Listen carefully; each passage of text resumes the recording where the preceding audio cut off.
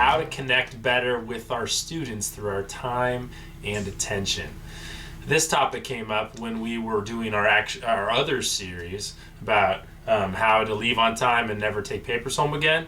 And this came up because as we get more focused on that in our classroom, getting stuff done and using all of that time, if we're not careful, we can get in the habit of not actually paying attention to people and not allowing ourselves to be interrupted because we're trying so hard to use all of those minutes, and they're super valuable, those minutes, and so we've got to just decide what is valuable in those minutes. And so we're going to talk about attention and our time. So who should we expect to be interrupted by during our day? So throughout your day, you might be interrupted by, well, for sure, students. They will interrupt you. Other teachers or administrators coming in, or parents, depending on whether parents are allowed on campus. Former students even coming back on campus. Janitors, custodians. True. So basically, it kind of, in my mind, I'm thinking about it, it seems a little counterintuitive to save time by stopping and paying attention to these people. But really, that is the best way to show love to other people and to make a connection and just enjoy our day more instead of just constantly working. And then also, when you have a connection with the students, it really is crucial to your classroom management because you guys are on the same team because you're treating each other like people. Yeah. So this is going to sound counterproductive that we're saying that when somebody comes up to you, you need to stop working and give them your attention. That may seem crazy. It also may seem like, no duh, you should give them your attention. But it is, you'll notice that the more focused you get working, the less you'll feel like, I know I do, that I'll be answering an email and a student will ask me a really, really obvious question and I can answer them without ever looking at them. Have you ever done this before?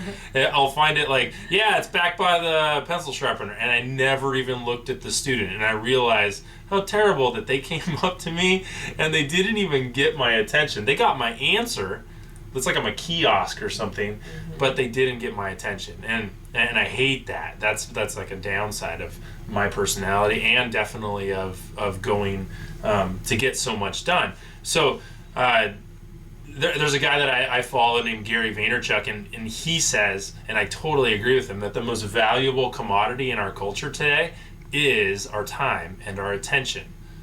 That when we give people our time and our attention, we're giving them the most valuable thing. And when you think about all of the new businesses that have come out and gotten started, like Uber, for instance, saves us time, and that's why it's a thing. That's why it exists, right? Everything out there right now, every new thing that's showing up is valuable and is succeeding because it's saving us time.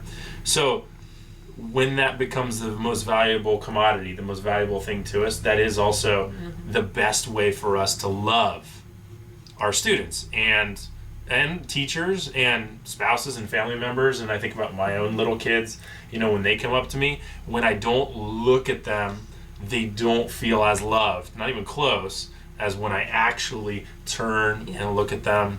I'll even admit that our 2-year-old has said, "Look at me, mommy." She can't say her L's. "Look at me, mommy. Look at me." And then I realized, I was just totally focused on getting the cereal ready, and I didn't even just being a mom, trying to get things done because we gotta try and get things done, and just realizing when we focus so much, we can be getting things done, but then realize, like I've been realizing lately, that we are not actually making a connection because we're just go, and the reality, especially with parenting, but then also with teaching, is these are people, these are students in our classroom, and one of the reasons why we became teachers is to impact their lives. And if we're just putting out information and just we're the bureaucracy machine. Yeah. I'm teaching, but obviously teaching, there's way more involved than just giving out information. But there's the whole class, but then there's the interpersonal, one-on-one or small group, just those interruption times. Yeah. So we have to stop what we're doing. Especially guys. Like I've heard somebody say that guys' brains are like little cubicles of attention, and that we can only focus on one thing at a time. And ladies, you focus on lots of things at a time. Guys, you've got to stop doing whatever the thing you're doing is and put on the this student box, so you can focus just on that student. And I don't know how that is for like ladies. How do you, since you can focus on so many things at a time, but like not give 100%? How do you then focus just on the kid at that point? I don't know. Honestly, since having kids, it feels like I cannot multitask, and I've lost my like ability to do that. But maybe that's just because I feel so scattered. So maybe when it comes to people, and students, like you've got to do just like me and do just the one box. Like you're the only box, right? Like you're the only thing I'm doing. So take your hands off your keyboard, put your pen down, turn off your phone, like your calendar, turn away from your file cabinet, stop writing on the white, whatever it is, and just look at the student and how much that'll get that connection. Just like a quick story, 2 stories for me. One where, well, actually they're both where I feel like I succeeded, and I'm pretty terrible at this. This is like a huge weakness of mine. But 2 areas where it worked. There was one time, it was a student who, like this was about 10 days into the school year, and I could already tell that I thought he was going to be a punk. Like he was totally going to ruin my classroom management. You know that guy? He's already thinks he's funny. He's distracting. He blurts things out and kids laugh. That guy, right? And the beauty of that guy, like he was actually, I could tell by his jokes, he's really smart. And then by his other comments that he knew what was going on. And in order for somebody to be that smart, he also is already a leader. And he knows how to lead the kids. He's just leading them in a way that gets him the attention. Mm-hmm. And so I pulled him aside before class one day after the other kids had come in, didn't want to draw attention to him, and just got one-on-one and said, hey, we haven't got off on the right foot. And I gave him this moment, right, where I just poured into him and, hey, we haven't got on the right foot. Like, I can tell that you're really... And I told him all those things. Is there a way we can be on the same team? And so that I can help you be smart and be the leader you want to be, and then you can help me. And then for the rest of the year, he was a different kid. He was the different cool kid leader. And it only took me that one time. And I think about now how much time in classroom management and individual work time I saved myself in the class because I took that time and invested in him.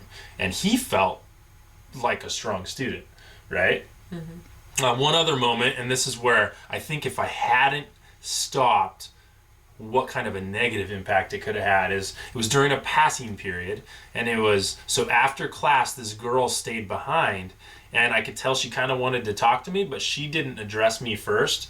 And if I hadn't stopped working, she probably just would have waited and then awkwardly walked out. And I just, like, I'd been purposefully focusing on, okay, stop and look at kids. And I'd already blown it like 5 times that day. But this one time, we had a 4-minute passing period. She's already probably waited 30 seconds or something. Mm-hmm. And I finally I stopped and went, hey, so how are you doing? And I, like, zoned in just on her. And she looked at me and then turned and came like she was wanting to talk to me the whole time and was hoping for that moment. And she told me she was having to drop out of my class because of her other grades and they were switching her schedule. But she just wanted to thank me for being the one class where she got to be her and where she felt like she was in a community. And she was really, really bummed that she was having to leave the class, but she was so grateful for those 2 months and the kind of person she'd been able to become in those 2 months in that class. And she told me then, like, we talked for about 2 minutes, and this all happened. She told me about how months ago she had attempted suicide and had to go see counseling, and how her parents didn't ever want to talk to her, and how, like, all of this just poured this out. And I think about what she would have missed and what I would have missed if I had not given 100% of my attention. And so in those moments, we've just got to be really aware. But then also, like, we've got to be aware that if we just become the listening ear all day long, that we won't ever get anything done. So there's a balance there. Like, I mean, how many times after school did you end up the listening ear and the talking ear? Like, how did that work out? I know you had a good community of teachers at your school. I was the the talker. I was the procrastinator. So that's what's funny is we have totally different personalities. Our weaknesses are on the opposite ends, and then I really connect with people. Yeah. And then you were taking stuff home all the time. Yes. So those are the ends of the spectrum. You connect with people and talk with people, and then bring all kinds of stuff home. When they went home, then I was still in my class. That's when, yeah. Yeah. Or you just steamroll through all of your stuff and then never connect with anybody, and that's the side I have to come back from. So wherever you're at, we just want to raise this conversation of looking people in the eye, stopping and looking at them. Oh, one other thing that I want to mention is when you're doing the stop, put your stuff down, and focus. Something I catch myself doing is the sigh. Okay, the yeah, what can I help you with? So Braxton, Mrs. Stevens. Yeah. Yes. Hi. Oh, I'm sorry. Am I taking up your time? I don't mean... Yeah, that one. That one. So just trying to remember not to sigh, and then also knowing that, it is kind of a hard thing, that you're going to give your attention, but when you really are focused and they are interrupting, I know there's just a natural tendency. So see if when there's these moments, see what your nonverbal... Is a sigh verbal? Anyways, non-verbal cues are, because maybe you do something different that oozes negativity, and just make sure that you're aware of being positive towards the interruption to just give value to that student. It really does reveal our heart, how much we are selfish with our time. If somebody interrupts it and we sigh, it shows them and it shows us that my time was more valuable. Welcome, I'm gonna give you this because, and they're like, oh, I just think about how often you can tell by the first line students say to you, and this shows my weakness is so many of the times students would come up and say, Mr. Stevens, I'm sorry to take up your time. And I'm like, oh, that just goes right to my core. They know that they're taking up my time. And so just be aware of what people are saying. It'll even show you your habits. But when they say that though, are they just being They might just be being respectful and polite. Yeah, but it is also a sign of our culture, right? They know already that time is the most valuable thing, and they don't want to come talk to us because they know they're taking up our most valuable thing. Yeah. And so if we can communicate to them that no, they're the most valuable thing, then we're really... That'd be amazing. Wouldn't that be great? We did that in the world. So doing this will do a few things. It will make them feel loved, which is what we want to do. We want our students to feel loved. It will make our meetings go shorter instead of longer. If you think about it, if you actually turn and focus and give them the attention, then they'll get that need that they want, and you'll actually solve what the person showed up to talk about. And then when you go back to your work, you're more 100% focused on your work, and you'll get that work done faster. It'll give you credibility among people, and it'll actually change your heart. Not just a false credibility. It's not just about your name, but it actually will make you the person who loves people. You'll actually be able to hear them, so you'll probably be able to help people better, which is what we want to do as teachers, and we'll probably give them better help because we're actually hearing the things that are going on instead of just hearing pieces of the conversation and having them to repeat stuff to us and all of that. So I hope this conversation has brought up some good things for you to think about. Good thoughts. Yeah. And so down in the comments, share some stories. I want to hear maybe a time when you really struggled with it and you feel like you missed out, and then maybe a time when you feel like you really nailed it. And you're like, yes, I'm so glad that I took that moment. Tell us about that attention and the time.